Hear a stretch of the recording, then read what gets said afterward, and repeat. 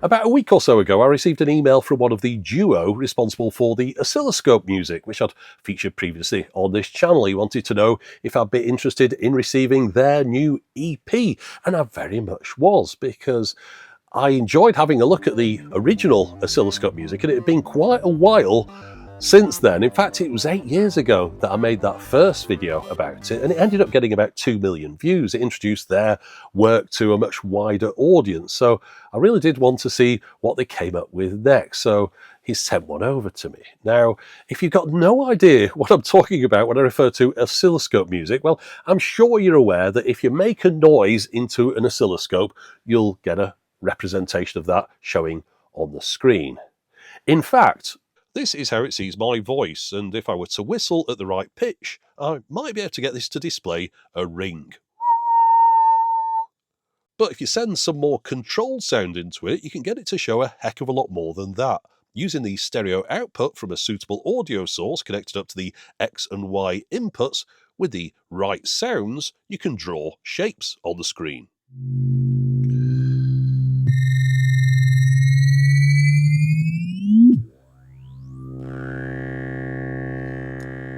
The audio that draws these shapes sounds like a buzz, or at least the frequencies that we can hear do. The audio goes beyond the range of human hearing. Now, if you're clever, as well as getting those buzzes to draw the images, you can vary them to produce a kind of rhythmic electronic music to accompany the visuals, and this is where Jerobeam Fenderson and Hamsi3D come in with their new EP.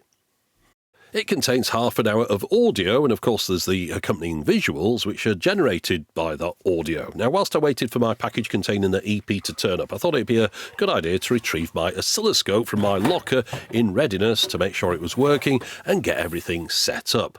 In the meantime, though, they sent over a download link for WAV files of the 5 tracks that make up the EP, so I connected up the headphone outputs from my laptop to the scope and pressed play.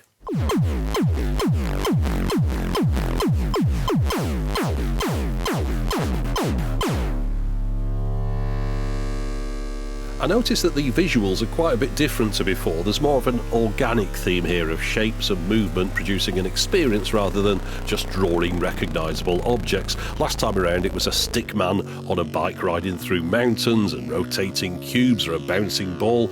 It was a kind of look at what we can do, but this time seems more of a planned experience. Now, the more I viewed it, I did seem to feel that some of the visuals weren't quite displaying properly on my scope. You might remember that last time I was having some issues with double lines and jerkiness when I compared them against the reference videos that have been provided for the same tracks. Well, this time it seems like they've upped the complexity of the visuals, and my setup is unable to keep up. They put a couple of videos on YouTube of the tracks being played, and these look a heck of a lot cleaner and more stable to the ones that I'm getting with my equipment. But it was at this point that the package turned up, and I was surprised to find it contains the whole EP on one 3.5-inch floppy. Now, you might have encountered artists in the past who've released their music on a floppy disk as a bit of a novelty collectible, but the way they've got the music on there is by having it at a very low bit rate. It's certainly not high-quality audio, and high-quality audio is what's needed for the oscilloscope music. It needs really high quality so it can get the full audio onto the oscilloscope, the audio beyond the level of the human hearing. I mean, we're talking uncompressed WAV files. The 5 tracks, when I downloaded them, they took up 1.4 gigabytes. Certainly not going to fit on a floppy disk. So how have they managed to get that on here? The full EP is on here, and in fact it's on here twice, because there's an executable, a program for Windows and one for Mac. It's just a simple matter of double clicking that and you can play the whole thing. The executable not only generates the audio, but it also has the visualizer, the effectively oscilloscope emulator, to display the output on the screen. You've got an interface in there. You can change the color of the display as well. And on the PC, all of that is fit into an exe file of 160K.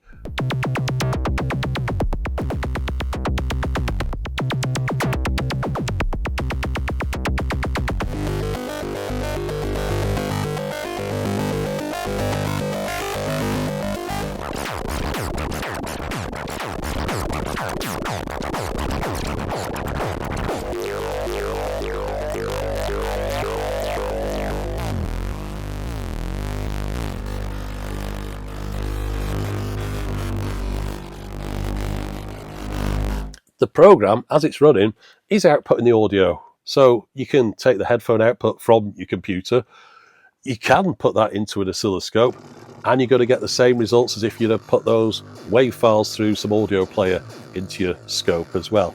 In fact, because this program is effectively giving the best version of the audio, it's not going through any other kind of chains, it's coming straight out of the program. I thought it was a good idea to try and have a look on my oscilloscope what the difference in quality was between the reference demonstration, which is coming out of the software, and what ends up coming out of my scope once it's listened to the headphone output.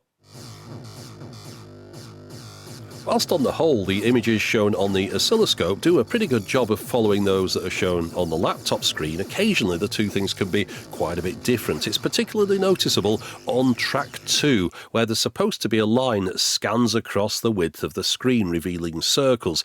However, on the oscilloscope, that line just hangs around in the centre.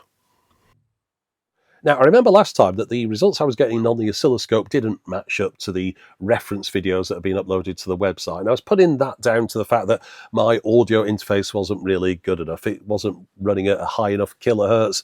It was missing off some of the information. Therefore, I was getting weird artifacts like ghosting and jitters on the display. But this time I thought, well, I've got these WAV files. I'm going to put them into my various different high-res audio players. And I'm going to try each one to see if any of them are capable of producing sufficient frequency range to enable the oscilloscope to display the image properly. Okay, so just to show what we're hoping to get here, you can see this axis drawn on the screen. It remains in a fixed position in the middle, and then we've got this wavy line that's plotted on it, and that's just a single line. And then on this scene we see these parallel lines moving across the width of the screen. Okay, so with the wave file being played by a podo, that axis jumps around whenever the line on it is redrawn, and the wavy line tends to double up at times as well. And those parallel lines, well, they don't show up. We just get that one down the centre of the screen again. So moving on to a different player, the results here are pretty much identical. Remember, these are all high-res audio players, supposedly, using the full resolution downloaded WAV files. And then finally, I've got my Sony PCM recorder, which again is a very accomplished piece of equipment. It can record and play audio as good as any human could need it to, but it's still not good enough for this scope music. It produces the same results as those other players.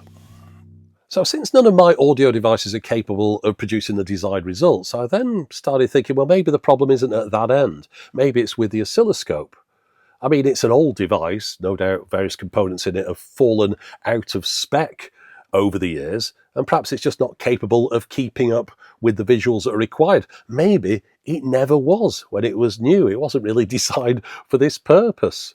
Fortunately, the software is able to produce a calibration image. So you can get that to display on the computer. You can then get the audio from it to be sent out to your scope and see how those two things compare.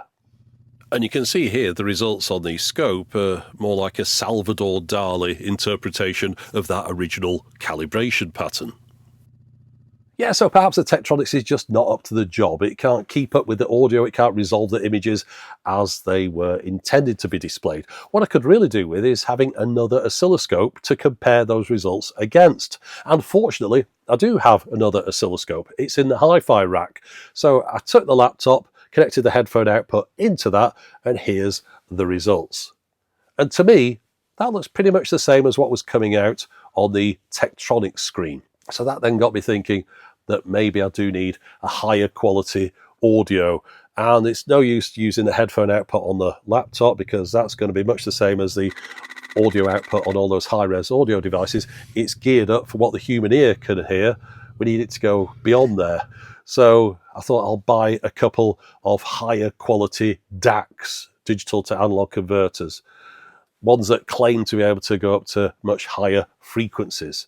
So here's how I got on with those. Okay, so this one's being sold as a 192 kHz 24-bit DAC, and it cost around about £12. And the results it produces are no different to the regular headphone output. So moving up market, this one costs £30. Apparently it's a 32-bit 384 kHz DAC, but again, there's no discernible difference in the image that's displayed on that scope. Now, only the more expensive of the two would work properly with the PC, but again, it made no difference at all.